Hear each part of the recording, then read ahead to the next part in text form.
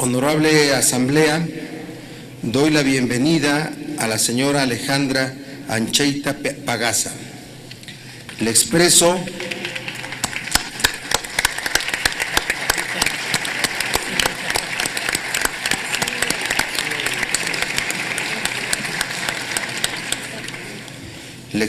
el saludo del Senado de la República y la felicitación por el Premio Martín Enals 2014, que es el máximo reconocimiento que se entrega en la materia de los derechos humanos. Felicidades, señora Alejandra Ancheita Pagasa.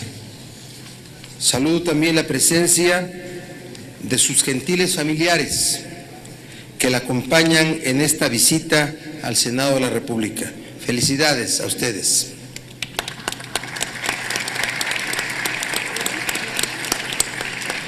Le solicito a la señora Ancheita haga uso de la tribuna para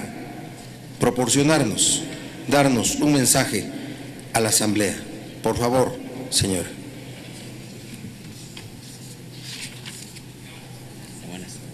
Gracias.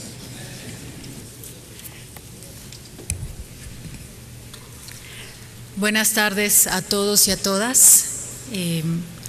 Principalmente quisiera empezar esta participación agradeciendo a todos los asistentes, senadores y senadoras, de manera particular a la senadora Angélica de la Peña de la Comisión de Derechos Humanos, que tuvo tan amable gesto de invitarme a participar con ustedes en este recinto.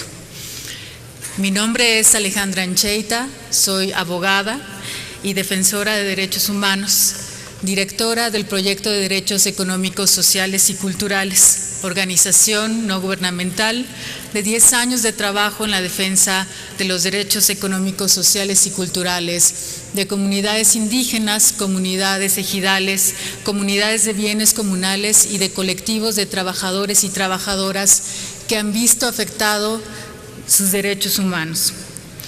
El día de hoy quisiera iniciar dirigiéndome a todos y todas ustedes para aprovechar la oportunidad de hablar sobre la grave situación de violaciones a los derechos humanos que vivimos actualmente en México. La impunidad parece ser el común denominador. Según el reporte del Programa Nacional de Procuración de Justicia del 2013 al 2018, quedan en impunidad el 93% de los delitos cometidos en México. Los casos de tortura y desaparición forzada son dos de los problemas más dolorosos y urgentes a atender en el país. Hasta abril del 2014, de acuerdo a la información oficial, nadie había sido condenado por algún caso de desaparición forzada cometido después del 2006.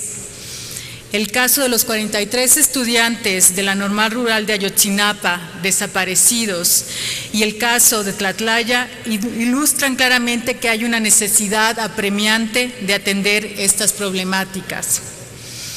En este sentido, es de vital importancia que el Senado atienda cabalmente todas las problemáticas en materia de derechos humanos que tiene como obligación poner de especial atención.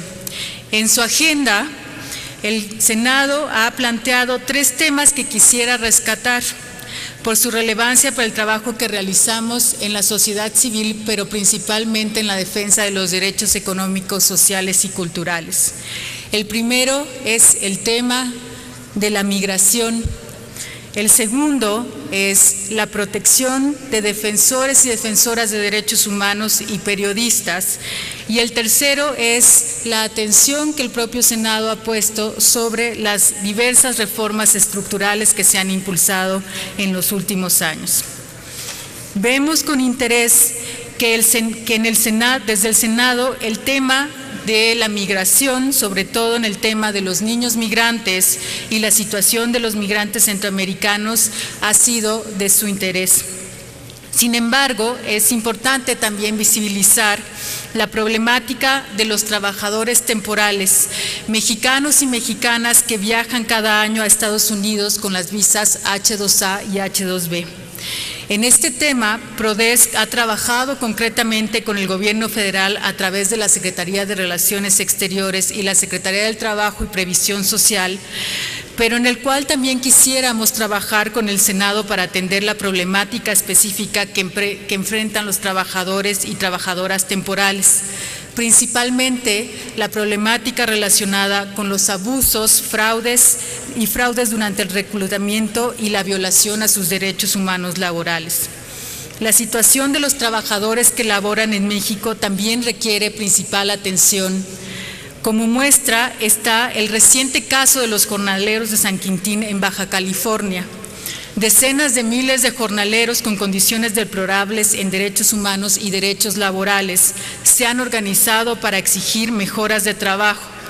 Entre las exigencias de su pliego petitorio podemos encontrar el alto al abuso sexual contra las mujeres trabajadoras jornaleras, que las mujeres embarazadas se les respete 6 semanas antes y después del parto, no obligar a las madres a que lleven a sus hijos para que les ayuden con el trabajo, pago de 300 pesos por jornada laboral de 8 horas y no de 14 horas, contar con el derecho básico de la seguridad social, parar las represalias en contra de los trabajadores que se reúnan o participan en organizaciones para defender sus derechos. Sabemos bien que en el Senado, como es muy evidente, comparten el interés por dar atención y solución a esta situación y proponemos que como una primera acción envíen una misión de observación de la Comisión de Derechos Humanos del Senado para atender las solicitudes y las demandas de los trabajadores y las trabajadoras de San Quintín. En el tema de la protección de defensores de derechos humanos y periodistas, reconocemos sin duda el interés por realizar un trabajo para mejorar el respeto y promover y proteger, así como garantizar los derechos humanos a través del seguimiento que el propio Senado ha dado al mecanismo de protección para personas defensoras de derechos humanos y periodistas de la Secretaría de Gobernación.